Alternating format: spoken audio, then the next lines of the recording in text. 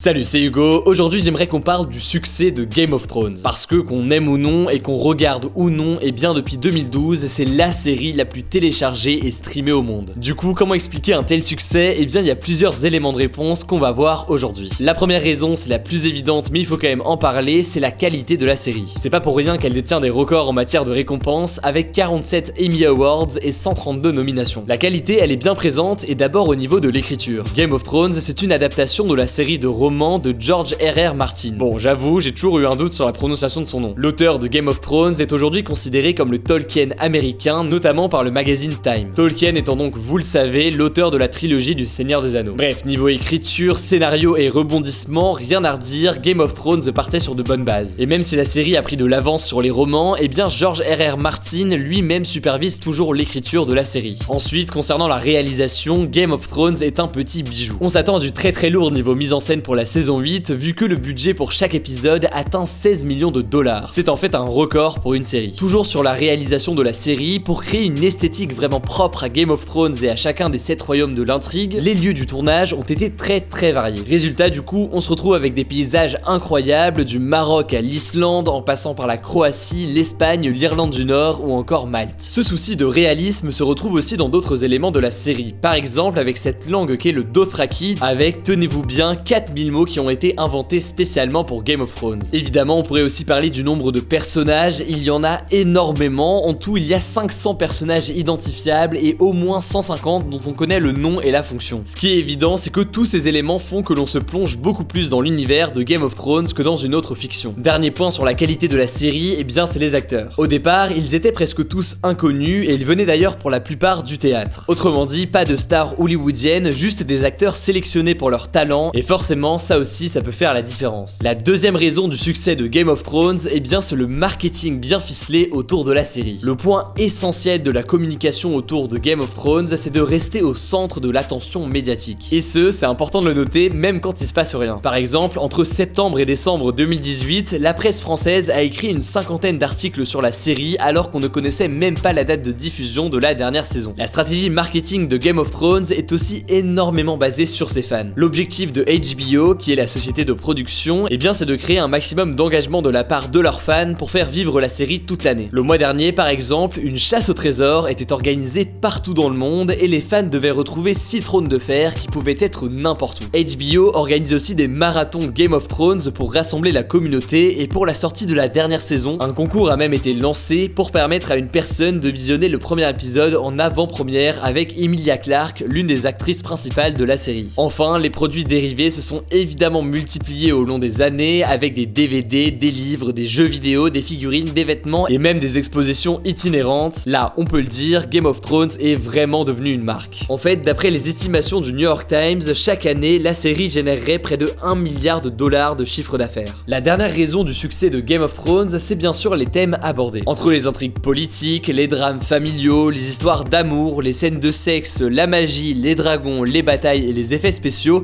Game of Thrones attire un public qui est assez varié. Et ça c'est un point à noter puisque en général les séries fantastiques attirent plutôt un public très ciblé qu'on appelle geek, même si en réalité honnêtement je trouve ça veut un peu tout et rien dire. En fait la série reprend une vieille recette, celle des épopées à succès comme les écrivaient Shakespeare, Homer ou même Tolkien. De la guerre, de l'amour et du pouvoir. Et ces thèmes là sont aussi des sujets à réflexion. Game of Thrones, un peu comme Harry Potter ou encore le Seigneur des Anneaux, renvoie à des monuments de la philosophie. La série permet une réflexion très intéressante sur l'exercice du pouvoir et de la politique, et parmi les différents leaders qui se battent pour siéger sur le trône de fer, chacun a une façon de régner qui est différente. Ça fait référence à certains philosophes et notamment Machiavel et son bon usage de la cruauté entre autres. Je vais pas m'étaler sur la dimension philosophique de Game of Thrones, mais c'est clairement un des éléments qui fait la force de cette série. Elle parle de problématiques qui sont universelles et éternelles. Je vous mets 2 liens dans la description, l'un qui renvoie vers un article du Monde et l'autre vers l'Obs et qui explique, je trouve, assez bien ce lien entre la philosophie et la série. D'ailleurs, Game of Thrones fait aussi référence à des questions contemporaines. La principale devise de la série, c'est Winter is coming, la menace de l'hiver qui approche et qui pourrait détruire le monde de Westeros, tandis que les luttes de pouvoir se poursuivent, un peu comme le réchauffement climatique qui pourrait détruire le nôtre, tandis qu'en même temps, selon beaucoup, les politiques sont inactifs et semblent avoir d'autres priorités. Cette vidéo, elle a été écrite avec Léa Fournier et c'est avec elle qu'on fait aussi le format L'Instant Culte sur Instagram où on vous donne les actualités culturelles de la semaine chaque samedi directement sur Instagram. Insta. Ça vient en complément des résumés d'actualité qu'on poste chaque soir sur Instagram. On a très largement dépassé les 100 000 abonnés, merci énormément. Si jamais vous n'êtes pas encore abonné, le compte c'est Hugo Décrypte tout simplement. Écoutez, je crois que j'ai tout dit, j'espère que ce type de vidéo sur des sujets culturels vous intéresse aussi. Si jamais c'est le cas, n'hésitez pas à me le dire dans les commentaires et on en fera d'autres. Je vous souhaite une excellente semaine, on se dit à très vite.